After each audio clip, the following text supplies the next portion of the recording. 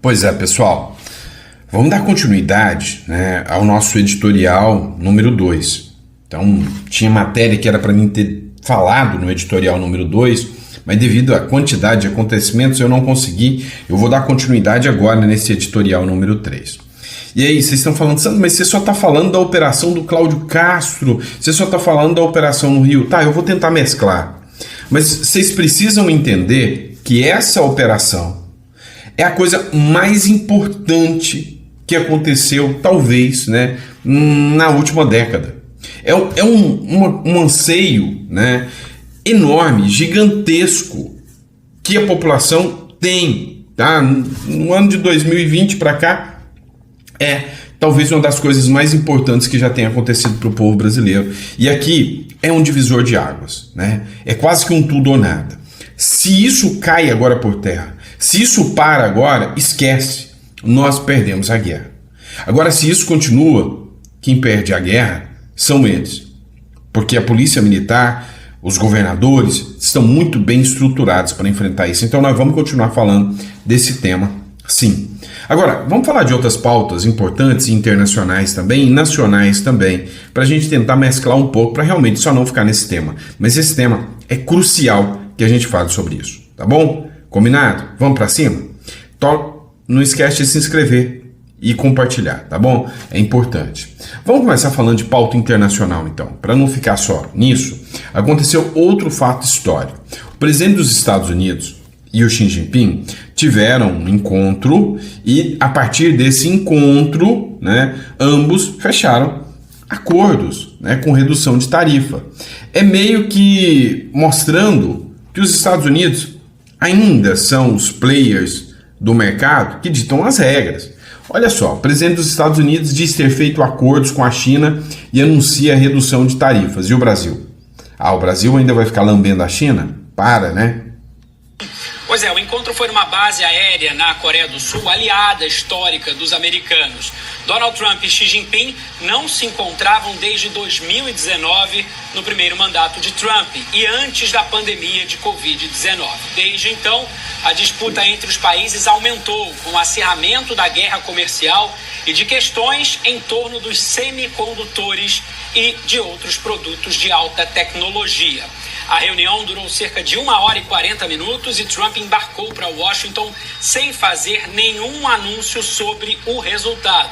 No voo de volta, no Air Force One, o presidente americano disse que numa escala de 1 a 10, o encontro com Xi Jinping foi 12. No avião, afirmou ainda que foram feitos vários acordos, inclusive que a China vai adiar por 1 ano as restrições às terras raras, um conjunto de elementos químicos de difícil extração e refinamento, fundamentais para tecnologias relacionadas à transição energética e à defesa. A China detém, Kovalik, cerca de 90% das reservas mundiais e 60% do processamento de terras raras, que são de grande interesse dos Estados Unidos. Em contrapartida, Trump disse que vai baixar as tarifas de 57% para 47% deles e que vai viajar para a China em abril do próximo ano. No começo da reunião, quando as duas delegações se sentavam, Xi Jinping disse a Trump que era normal que as duas maiores economias do mundo tivessem atritos de vez em quando. O líder chinês afirmou ainda que negociadores dos dois lados já haviam chegado a um consenso fundamental sobre como lidar com as preocupações principais e que estava disposto a continuar trabalhando com Trump para construir uma base sólida para as relações China-Estados Unidos. Durante o encontro, gente, as ações chinesas subiram para o maior nível em uma década. Antes da reunião com Xi Jinping, Trump instruiu que o Departamento de Guerra comece a fazer testes com armas nucleares, coisa que os Estados Unidos não faziam havia 33 anos. A justificativa foi a de que outros países têm realizado esses testes com armas nucleares, se referindo especificamente à Rússia e à Coreia do Norte. Na lei internacional, os testes com armas nucleares estão proibidos por um tratado da ONU, mas 9 países não cumprem, entre eles Estados Unidos, Rússia e China.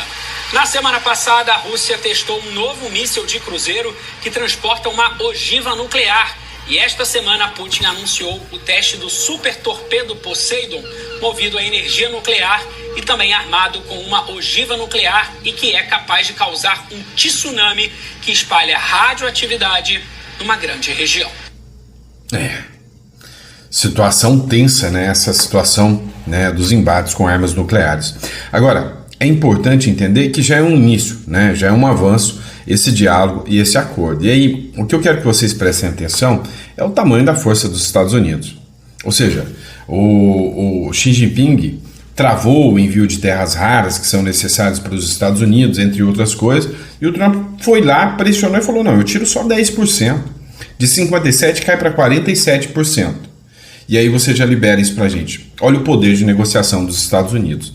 E aí também a Jovem Pan tratou do caso, né? Trump e Xi Jinping fecham um acordo para reduzir tarifas e retomar o comércio entre os dois países. Os dois perdem em ser inimigos. Donald Trump anunciou um acordo com o líder chinês Xi Jinping para reduzir as tarifas e ampliar a cooperação econômica. Em troca da queda das taxas sobre produtos chineses de 57% para 47%, Pequim retomará o compromisso, a compra de soja americana e manterá o fornecimento de terras raras e intensificará o combate ao tráfico de fentanil. O encontro na Coreia do Sul marcou a primeira reunião entre os dois. Ora bolas, né? Que situação aí peculiar, né? Bem interessante isso. Vamos lá. Vamos falar do caso do Tagliaferro? Eu já disse para vocês, novembro agora começa o julgamento do Tagliaferro. E aí o André Marsiglia não foi tão sutil quanto eu, né? Moraes já marcou a data para ferrar o Tagliaferro. Isso sim, e não para julgar. É óbvio que eu sei também que não é para julgar, né? Mas foi mais sutil um pouquinho. Bora ver o que o Marsiglia falou aqui. O Tagliaferro agora no dia 7/11 vai ser julgado pelo Moraes em plenário virtual, obviamente porque o Moraes não tem coragem de colocar isso para debate. Então vai ser julgado em plenário virtual, sabe o que? Vocês lembram desse caso? Vamos recuperar rapidamente. A vaza-toga, ela foi feita, se atribui ao Tagliaferro. O Tagliaferro é que contou pra gente o que acontecia dentro do gabinete do ministro Moraes. E aí o ministro Moraes fez o quê? Começou a investigar o Tagliaferro, o que é um negócio muito esquisito, porque não foi o Tagliaferro inicialmente que publicou o conteúdo da vaza-toga. Quem publicou o conteúdo da vaza-toga foram jornalistas. Então como é que o Moraes chegou no Tagliaferro? Será que ele investigou os jornalistas? Isso é grave, porque investigar jornalista fere um direito constitucional relevante, que é o direito de fonte. Então o Moraes talvez já tenha começado essa investigação ferindo um dos princípios, um dos direitos mais básicos da Constituição e do jornalismo, que é o sigilo de fonte. Dado esse passo, ele passa a ferir outro direito constitucional muito importante ao dizer que o Tagliaferro feriu, ao revelar as coisas que ele revelou na vaza-toga, que ele feriu o sigilo funcional. E o que o Tagliaferro estava revelando na vaza-toga eram ilícitos. Pô, ele chega a dizer que houve adulteração de documento, houve falsidade ideológica, que houve manipulação de decisão. Isso é sigilo para guardar, isso é ilícito. Ele revelou ali a possibilidade que dentro do gabinete do ministro tenha havido crimes. E ainda está sendo investigado por violar informações sigilosas. Então, se as informações são sigilosas, é porque é verdade. Porque o ministro Moraes não está processando ou investigando o Tagliaferro por dizer mentiras, por propagar fake news, e sim por violar informações sigilosas. E se as informações que o Tagliaferro revelou eram verdadeiras e eram ao mesmo tempo criminosas, por que ninguém investiga o gabinete do ministro Moraes? Então o ministro Moraes está investigando, processando e vai julgar agora, dia 7/11, o Tagliaferro por revelar algo que era ilícito e que deveria ser investigado e ninguém está investigando. Vocês entenderam? Tá. Vamos lá. O Tagliaferro não fez, né, o vazamento.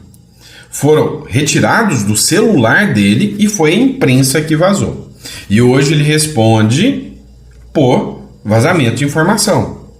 Agora, o que o André Marsiglia diz é, ok, se as informações são falsas, ele não pode responder por vazamento de informação. Ele pode responder por calúnia, injúria, difamação. Vazamento de informação não, afinal, são falsas. Se as informações são verdadeiras, tá, ele pode até responder por vazamento de informações.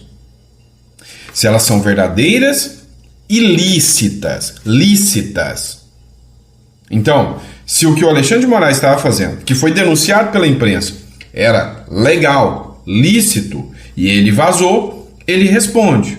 Se o que ele denunciou, né, ou melhor, se o que vazou nem foi ele, mas ficar categorizado que é verdadeiro e ilícito, não é ele que tem que ser investigado, é o ministro Supremo, Alexandre de Moraes, segundo consta aqui da fala do André Marcílio, tá? Da fala do André Marcílio.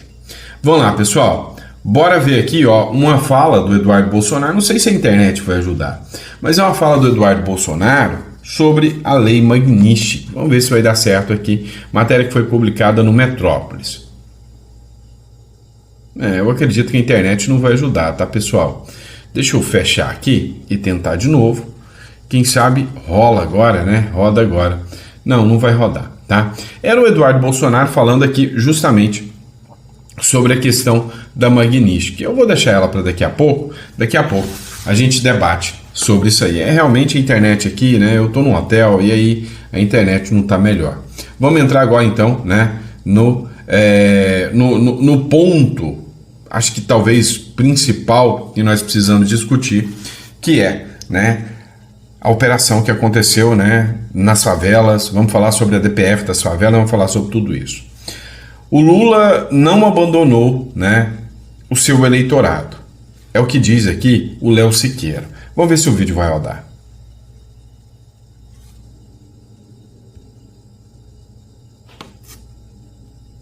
Rodar agora. Vamos acompanhar aqui. É que a humilde opinião desse deputado federal, que tem sido a minha opinião, que eu publicizo nas minhas redes sociais, é que existem várias outras pessoas para serem sancionadas, não somente com visto, mas até através da Lei Magnitsky, no meu ver. Por exemplo, uma delas é o delegado Fábio Shor. O Fábio Shor, ele esteve nos Estados Unidos quando foi alterado os dados do Felipe Martins no sistema migratório norte-americano. Dados esses que só apareceram em 2024, ou seja, mais de um ano após a viagem do presidente Bolsonaro para Orlando, no final de 2022. E eu espero que o delegado Fábio Shor, agente da Polícia Federal, uma boa parte deles da DIP, né, a Diretoria de Inteligência da Polícia Federal, então tem todo, né, um ecossistema embaixo do Alexandre de Moraes que é merecedor dessas sanções. Se eu for chamado a opinar sobre esses casos, eu já estou adiantando aqui, né, que a minha humilde contribuição será nesse sentido, inclusive, se preciso, com relatórios. Tem algum outro nome também? Eu acredito que todos os ministros da Suprema Corte, né, que votaram pela injusta condenação de Jair Bolsonaro, mesmo sem nenhuma ligação dele com os atos de 8 de janeiro. Lembrando que os atos de 8 de janeiro passam longe de uma tentativa de golpe de Estado, né? Não dá para você admitir que você vai dar um golpe sem armas, ou que um golpe não foi dado porque o sujeito lá perdeu o táxi, né? Isso daí é esdrúxulo. Então, essas pessoas, de maneira deliberada, estão colocando na prisão, estão condenando uma pessoa inocente, que se chama Jair Messias Bolsonaro. Ou seja, o senhor... várias outras do 8 de janeiro que passaram longe da Praça dos Três Poderes, inclusive. Ou seja, além do próprio ministro Alexandre de Moraes, que já foi alvo da Lei Magnitsky, o senhor atuará pela aplicação da Lei Magnitsky contra Carmen Lúcia, refresca a minha memória dos ministros da primeira turma da STF. Zanin, Carmen Lúcia, Flávio Dino e Alexandre de Moraes. E Flávio Dino. Ou seja, as sanções agora que o senhor trabalhará é para que seja aplicada a Magnitsky, a Carmen Lúcia, Flávio Dino Cristiano Zanin e Carmen Lúcia. Esses três. Sim, é a minha interpretação, Capelli. Lembrando mais uma vez, eu não faço parte do governo norte-americano, né, sou apenas um brasileiro exilado aqui no exterior, mas onde houver a possibilidade, a minha interpretação é de que sim, eles incorrerem em suposto Alexandre de Moraes. E não necessariamente apenas os da primeira turma. Se você for olhar o caso de Gilmar Mendes, eu acho que é o caso mais escandaloso. O Gilmar Mendes abertamente está falando na confecção de uma lei para bypassar a Lei Magnitsky. Primeiro de tudo, que é algo surpreendente. É algo que nem os iranianos, nem os russos, ou os oligarcas russos bilionários conseguiram fazer. Mas se o Gilmar Mendes acha que ele tem condição de fazer, né, inclusive citando, ajudando muito o nosso trabalho, onde ele cita que os bancos brasileiros não estão cumprindo a Lei Magnitsky, isso daí pra gente é um prato cheio, né? É traduzir para inglês e mandar para as autoridades americanas.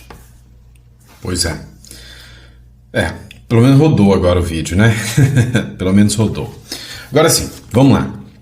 O Léo Siqueira, ele é vereador e ele tratou que o Lula, né, não abandonou aqueles para qual ele foi eleito para proteger. Dá uma olhada no que ele fala aqui. O Lula não abandonou o Rio de Janeiro. Ele abandonou o combate ao crime no país. E esse abandono não começou ontem. É um padrão. Duvida? Vamos aos fatos. Tudo começou em 2021 com a DPF 635, conhecida como a DPF das favelas. Ela foi uma ação movida pelo Partido Socialista Brasileiro, quem diria, né? Que pediu ao STF para restringir operações policiais nas favelas, sob o argumento de reduzir a violência policial durante a pandemia apenas. E adivinha quem aprovou? Edson Fachin, ministro indicado pelo PT. Mas a decisão, que deveria ser temporária, apenas durante a pandemia, foi prorrogada e ampliada. O discurso era bonito, proteger vidas, mas na prática virou um manual de travas burocráticas. Isso porque cada operação agora da polícia precisa ser comunicada previamente ao Ministério Público, os helicópteros foram proibidos, buscas só podem ocorrer durante o dia e o Ministério dos Direitos Humanos deve supervisionar. O resultado? A DPF 635 imobilizou a polícia. Se seguisse o protocolo, a operação vazava antes para os criminosos. Se não seguisse, eles eram responsabilizados e punidos. Daí, o Estado recuou e o crime se fortaleceu. 4 milhões de cariocas e fluminenses vivem atrás de barricadas, né? Só o Batalhão de Operações Especiais retira por semana 90 toneladas de barricadas. O Bolsonaro foi contra na época, mas Lula, quando assumiu, fez o oposto. Nunca falou sobre essa DPF, nunca criticou, nunca tentou mudar. Preferiu o silêncio. Sem poder agir, daí os governadores começaram a pedir que Lula aplicasse a GLO. Pra quem não sabe, a GLO, Garantia da Lei e da Ordem, ela é usada apenas em situações extremas, quando as forças estaduais já não conseguem mais garantir a segurança da população. Com a GLO, o Exército, a Marinha e a Aeronáutica entram em ação com poder de polícia. Isso para poder retomar territórios dominados pelo crime. Mas em 2023, o Lula deixou claro, não decretaria GLO no Rio porque não queria forças armadas nas favelas brincando com bandidos. Enquanto eu for presidente, não tem GLO. E quando o Lula se omitiu negando a GLO, o crime organizado agradeceu de novo. Detalhe, o governo vai decretar a DLO na COP30 em Belém. Ou seja, para os gringos tudo, para os brasileiros nada. Mas não bastava apenas não combater o crime. O Lula parece muitas vezes estar ao lado dele. Pelo menos foi essa a impressão quando o Ministério da Justiça do seu governo recebeu em 2023 a esposa de um dos líderes do Comando Vermelho, a dama do tráfico. Ou quando o próprio ministro da Justiça na época, o Flávio Dino, subiu o Morro da Nova Holanda no Complexo da Maré, uma área dominada por facções, não para coordenar uma operação, mas apenas para uma visita institucional e amigável. Bom, vendo que o crime organizado no Brasil começou a ultrapassar as fronteiras internacionais, outros países, incluindo os Estados Unidos, começaram a se preocupar e pediram para que o Brasil classificasse o PCC e o Comando Vermelho como organizações terroristas para poder militarizar o seu combate. O Lula, mais uma vez, recusou o pedido em nome da soberania nacional. Enquanto isso, facções expulsaram 300 famílias de uma cidade inteira no Ceará e o crime organizado dava 24 horas para famílias deixarem as suas casas. O Lula silenciou sobre a DPF 635, não quis GLO, não quis classificar o PCC e o Comando Vermelho como organizações terroristas, mas foi além. Quando o governador Cláudio Castro pediu apoio para enviar blindados das Forças Armadas em janeiro de 2025, o Lula negou não uma, não duas, mas 3 vezes. O governo justifica, diz que prefere o diálogo. O problema é que o crime não quer diálogo, quer território e o governo entrega. Especialista elogia, mas o povo que vive a realidade. Por isso, 55% dos brasileiros avaliam a segurança pública do governo Lula como ruim ou péssimo. Basta olhar para onde o PT governa para entender que é um padrão. Na Bahia, estado que já é governado pelo PT por 19 anos, a taxa de homicídio nesse período aumentou mais de 104% desde que o PT assumiu. No Ceará, depois que o PT assumiu o governo, a taxa de homicídios cresceu mais de 10% e já é a segunda maior do país. 2 estados, o mesmo partido, o mesmo resultado. Lula não é o presidente que combate o crime. É o presidente que, quando não joga contra, se omite. E quando não se omite, normaliza. Diz que tudo bem o bandido roubar um celular para tomar uma cervejinha e que o traficante é que é a vítima do usuário. Por isso, o título é simples e direto. Lula é o preferido dos traficantes. Porque no Brasil de Lula, quem governa é a criminalidade.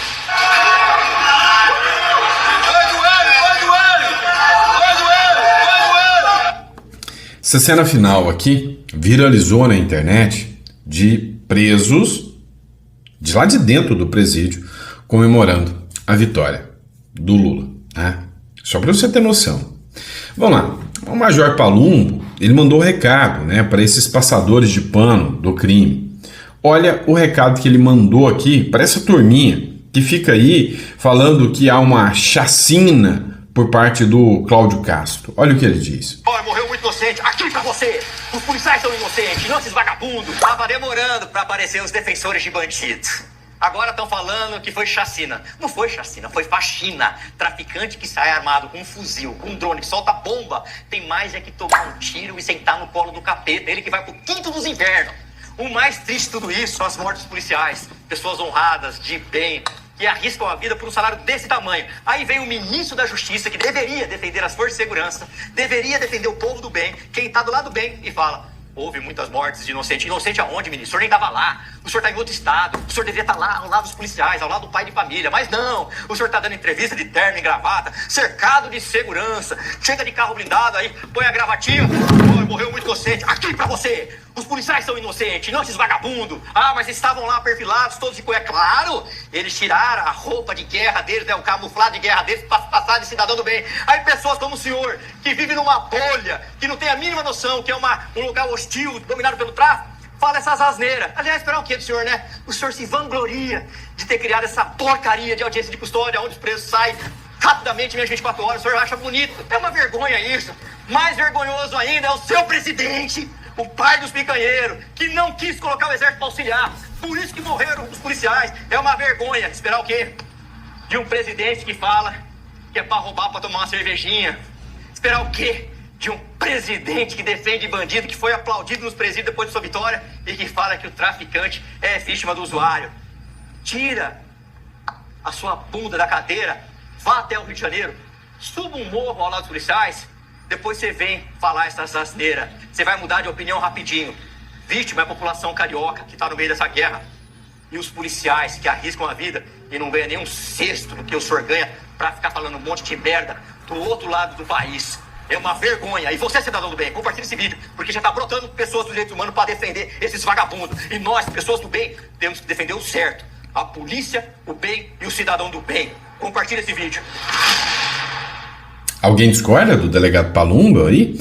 Olha, é mais do que isso, né? O pessoal está querendo processar, o pessoal está querendo ir contra o Cláudio Castro, quer ver o governador, porque ele combateu o crime, na prisão. Ou seja, o Brasil é o lugar onde o poste faz xixi no cachorro, onde fazer o certo é considerado crime, é errado, onde quem combate o terrorismo é considerado e classificado como terrorista. Quem defende a democracia é considerado violador da democracia. E quem viola a democracia é considerado salvador da democracia. O Brasil é uma vergonha. Mas assiste aqui comigo. O governador mandou um vídeo institucional. Nesse vídeo, tá? E esse aqui eu não consigo ampliar esse vídeo. Ele falou o seguinte: não adianta. A polícia não vai parar. A polícia não vai parar. O Complexo da Penha e Alemão tem se tornado base de refúgio de lideranças de outros estados, como Pará, Pernambuco, Bahia, Minas. E a grande figura, a grande liderança dessa expansão do Comando Vermelho no Rio de Janeiro, no Brasil, hoje é o DOCA, o Urso. E diante desse cenário foi desenvolvido um trabalho integrado das forças de segurança, em especial da Polícia Militar e da Polícia Civil. O trabalho foi feito com uma base robusta de inteligência e esse é o resultado. Mais de 90 fuzis apreendidos, mais de 80 narcoterroristas presos, resultado de um trabalho grande de preparação, levantamento de dados e investigação. Em nome do Batalhão de Operações Policiais Especiais, em nome dos policiais tombados, em especial dos nossos policiais, eu posso garantir que ninguém vai parar a gente. Você entende o que ele falou, o recado? Ninguém. Esse ninguém, ele é bem amplo. Ninguém não é só o crime organizado. Então, aqui não tem recuo. Se o Cláudio Castro recuar, ele vai preso, ele vai mofar numa cadeia. Se o Cláudio Castro recuar, né, ele já está perdido. Ele já vai ser classificado, ele vai pegar 27 anos de cadeia. Ele não tem como recuar. Ele só tem uma opção: seguir o plano. Já começou. A guerra já começou. E agora é ir até o fim. O Alcolumbre acabou de liberar a CPI do crime organizado. Vocês estão sabendo disso? Acabou de sair na imprensa. CPI do crime organizado. Vai começar agora no Senado. Amigos, sabe qual foi o partido que não deu uma assinatura para se investigar o crime organizado? Vocês sabem qual foi o partido? O PT! Nenhuma assinatura, nenhum apoio para se investigar o crime organizado no Senado. Mas vai ter essa CPI. E o que essa CPI descobriria, presidente? Quais seriam os resultados dessa investigação? Será que o motivo da esquerda ficar tão triste quando um traficante é morto é porque talvez essa investigação vai mostrar que tem gente aqui que chegou aqui com a ajuda deles? Será que essa investigação vai provar que tem vereador, prefeito, que tem gente eleita com a ajuda do narcotráfico? Será que é por isso que eles morrem de medo e não assinaram a CPI? Esse é o momento, um marco na história do Brasil.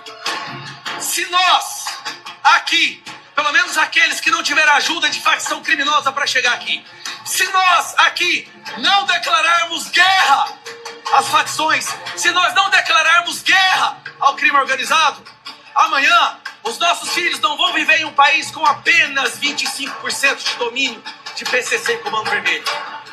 Eles vão viver em um país com 100%.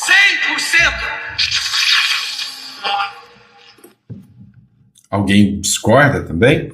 E é incrível, né? Como que um partido deveria ser o responsável por ser o principal interessado em combater o crime organizado, porque está à presidência, não assina uma CPI como essa, né? O plano Bukele, será que começou? Eu quero acreditar que sim. O plano Bukele já tem um ponto de partida? Eu quero acreditar que sim. O Derrite citou El Salvador como exemplo para acabar com o PCC e o Comando Vermelho. Dá para acabar com o PCC e Comando Vermelho ou só o trabalho de vocês é conter, sendo bem realista e pragmático? Sendo bem realista, se não desse para acabar, eu sei que é difícil falar sobre isso, é polêmico, eu fui criticado quando eu fiz uma comparação e eu não falei sobre os meios pelos quais o presidente Nayib Bukele conseguiu. Eu desconheço, eu inclusive pretendo visitar no que vem El Salvador, mas eles conseguiram. Era o país que tinha um índice de homicídio por 100 mil habitantes de 109 por 100 mil. Hoje está menos de 2 por 100 mil. Ele controlou, ele estancou as quadrilhas do crime organizado e a força que o Estado brasileiro tem para dar essa resposta é muito maior do que está, é mais complexo. Claro que sim. São Paulo conseguiu chegar a 6 por 100 mil e não precisou fazer o que o Bukele fez. Baixo de 6. Hoje o Estado de São Paulo, o nosso número, os 3 anos seguidos nós batemos o recorde. Nós não precisamos destruir instituições do Estado de Direito. Concordo. Eu concordo. Para conseguir números melhores de criminalidade. Concordo, mas a legislação tem que ser adequada. A gente não pode permitir que um criminoso seja preso 30 vezes assaltante de carro forte. Mas colocar o Bukele como referência não acaba nublando esse debate, secretário? Exatamente pelo que falamos aqui, a condição do Estado de Direito e o que ele deixou de fazer lá? Não, eu creio que colocar o Bukele no debate, não como exemplo, eu fui muito criterioso e cuidadoso quando falei que eu não conheço os meios pelos quais ele atingiu esse objetivo. Enfim. Antirrepublicano. Mas se você fizer uma pesquisa hoje para a população, o que mais a população quer é a força do Estado no sentido de conter as organizações criminosas. E digo mais, quem mais sofre com as organizações criminosas do Brasil é a população que vive nessas comunidades. Porque é um Estado paralelo agindo na vacância e na negligência do Estado, esse sim o Estado que deveria atuar. Eu fico assustado, né? Quando os pseudo-intelectuais aí querem dizer que não é o caminho seguir o modelo Bukele. O único caminho para o Brasil é o modelo Bukele. O Trump está seguindo o modelo Bukele, o Milei está seguindo o modelo Bukele, o Daniel Noboa está seguindo o modelo Bukele, e agora é questão de vida ou morte. Se a esquerda perder, eles sabem que o modelo Bukele vai acontecer. A grande questão é que aqui no Brasil é um país continental.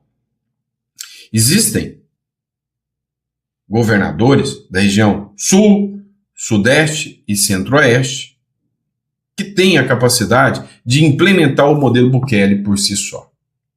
Mas vamos lá. Olha só essa matéria do Pleno News. Em mega operação da polícia no Rio de Janeiro, apreendeu fuzis da Venezuela e de Cuba. Dá uma olhada nisso. A Cefai está analisando já os fuzis apreendidos na operação de ontem. Alguns fuzis, alguns armamentos ainda estão em algumas delegacias especializadas e virão para a Cefai. Daqui eles serão encaminhados para o setor de perícia para fazer a perícia inicial e depois eles retornarão à Cefai para uma análise minuciosa. Entretanto, pela uma análise superficial que já fizemos aqui hoje, nós obtivemos o seguinte: 11 desses fuzis são de plataforma G3, plataforma alemã, 13 são de plataforma belga, do fuzil conhecido como FAL, 16 são de plataforma AK-47 russo e o restante são de plataforma R, fuzis americanos. O que chama a atenção é que a maior parte dos fuzis de plataforma R, mais de 90% são fuzis copy-fake, são falsificados, são armas com aptidão de tiro, mas que não são originais. Vou mostrar aqui para vocês uma coisa que chama atenção, que são os fuzis G3, que tem maior poder de fogo, G3 e FAL. São 11 fuzis dessa plataforma aqui, tá? Que é um fuzil que faz regime de tiro automático. Uma tecla no gatilho, ele dispara um carregador de 20, ou até mais, dependendo se o carregador for um carregador especial. O que chama atenção são esses fuzis aqui, a maioria deles falam que 2 deles já foram identificados como das Forças Armadas Brasileiras, 2 das Forças Armadas Venezuelanas, 1 da Força Armada da Argentina e 1 G3 da Força Armada do Peru. Então isso prova, viemos falando que quase nenhuma dessas armas aqui são provenientes de CACs do Brasil, são provenientes da fronteira com a Amazônia, principalmente armas que são de outras forças armadas, e também entram no nosso estado por rota terrestre, vindas a maioria delas do Paraguai. Por exemplo, isso é um fuzil com aptidão de tiro, que simula uma arma da HK, da empresa alemã HK, mas você percebe pelo padrão de qualidade e marcações que ela não é uma arma original, a gente trata ela como uma arma falsificada. Aptidão de tiro, capaz de causar morte, mas não tem o mesmo padrão de qualidade. Essas armas, depois que a Cefai passaram por uma minuciosa análise, vão alimentar um banco de dados que vai poder permitir às delegacias que promovem investigações alimentarem seus inquéritos e depois nós avaliaremos a possibilidade de representação judicial pela destinação de algumas dessas armas, aquelas que tiverem qualidade para isso, para reforçarem as forças policiais. Boa, boa, boa. Vocês perceberam que ele destruiu a narrativa de que, olha, as armas vêm dos CACs. Não tinha uma arma de CAC lá dentro. Não tinha uma arma de CAC lá dentro. E é isso, pessoal. A gente vai continuar. Olha só a quantidade de matérias que eu separei para vocês. E a gente vai continuar no próximo editorial, tá bom? Então, muito obrigado pela confiança, pela credibilidade. Recomendo que vocês entrem em contato aqui com a Imigra Mais, tá? O telefone é 16 993210648. Para você que está acompanhando tudo isso, conheça o Uruguai. É um excelente plano B. Meu amigo, você tem interesse em pôr o seu filho fazer medicina? Pagar 12, 13, 14 mil para fazer uma faculdade aqui e ficar preso nesse país aqui? O Uruguai é de graça.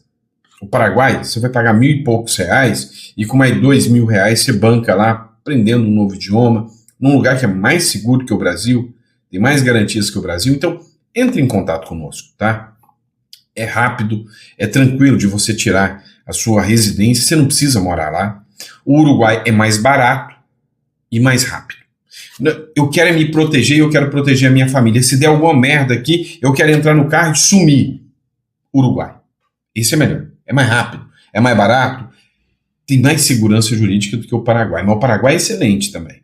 Sandro, não, eu quero fazer investimentos fora, uma estrutura robusta para fazer investimentos, eu quero sair do Brasil. Então pensa você voltando no Brasil que começou a evoluir há 20 anos atrás. É o Paraguai. Tá? Então entre em contato. Nossa equipe está preparada para tirar todas as suas dúvidas. Combinado? Grande abraço, fiquem com Deus e até o próximo editorial.